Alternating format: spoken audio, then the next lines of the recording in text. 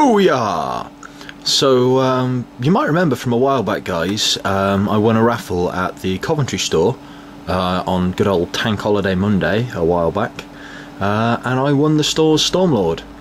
So I've liberated it from its imperial shackles of the Inquisition, and with a little help from my buddy Brian, who's done some airbrushing across it and has walked me through the weathering powders, we have turned it into a heretic's limousine, basically.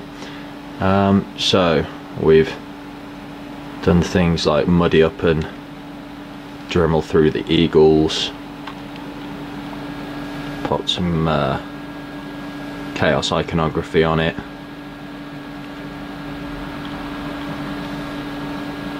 resprayed it, put this guy up in the top.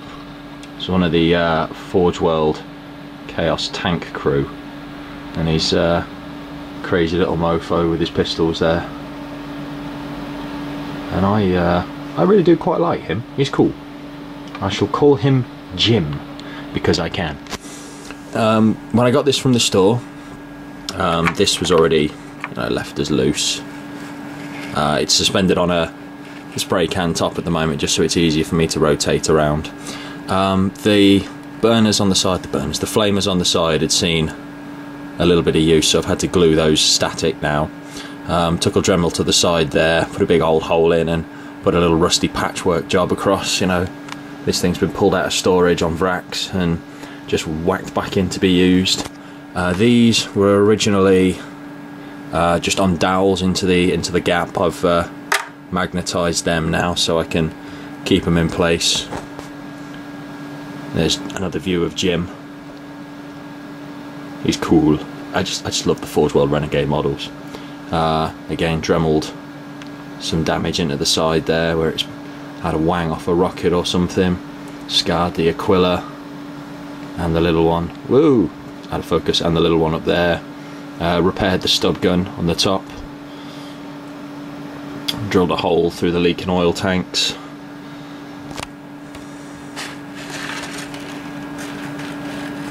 Now at the back of the whoa, it's not standing my lighting.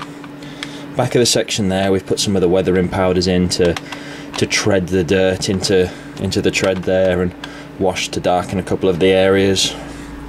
I've put from a standard Chaos tank kit trophy rack on the back. Repainted the back here.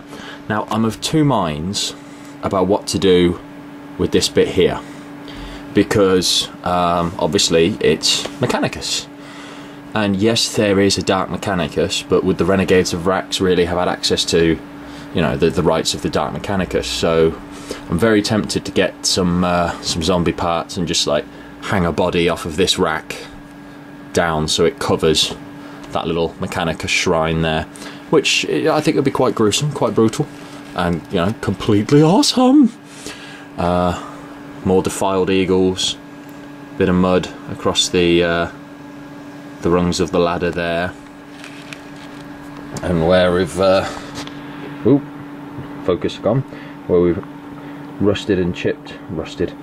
chipped under the paintwork from where they'd be walking up the rungs and across the top there. Oh, it's beautiful.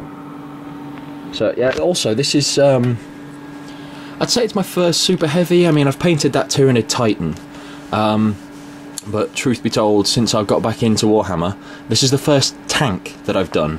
I mean, I've started a few. I've base coated a Rhino. I've got some Imperial Guard stuff, again base coated and sprayed. But this is the first one that I've actually finished. So I'm pretty chuffed with the way it's come out, because I'm used to painting nids. Not a lot of metal on nids. More weathering. Crossing around the hatches on the top there. Pipework that's been rusted in. Again, magnetised and glued static. A little bit of bullet damage. And across here, again, nice and gritty and grimy with those weathering powders that Brian was kind enough to tutorial me through it. So yeah, the Coventry store's Stormlord, not so camera's going all over the place. I really should get a tripod. Not so imperial now. Anyway, I'll be popping into the store at some point to show this to Dave, unless he sees it on YouTube or on Facebook or something and leaves some lovely comments on it. But it's going to be a beast. Part of the thing on the Stormlord is you can have 40 troops in it, I believe. I haven't actually got the book for it yet. That's on my to-buy list with the rules. But you know, twin-linked heavy bolters on the front, Vulcan mega bolters, smoke launchers, las cannons on the turrets, heavy flamers here, twin-linked again, stubbers on the back, obviously super heavy Styes armour, and it can have 40 troops inside. And it's part of the Renegade Guard book as such, the Siege of Vrax Part 1. One of the units in there is called the Workers' Rabble, which can be up to 40 troops. What a coincidence. So just, you know, no armour save, they're just, you know, disposable shields really, aren't they? Meat shields. So load this thing with 40 little meat shields with las pistols, drive it in front of everything else, unload my meat shields, and everyone else can shoot through them while everything comes up behind it, and it's going to be awesome. So yeah, that is the Chaos Stormlord now, and I'm pretty happy with it. As usual, guys, any comments, any creative criticisms, let me know.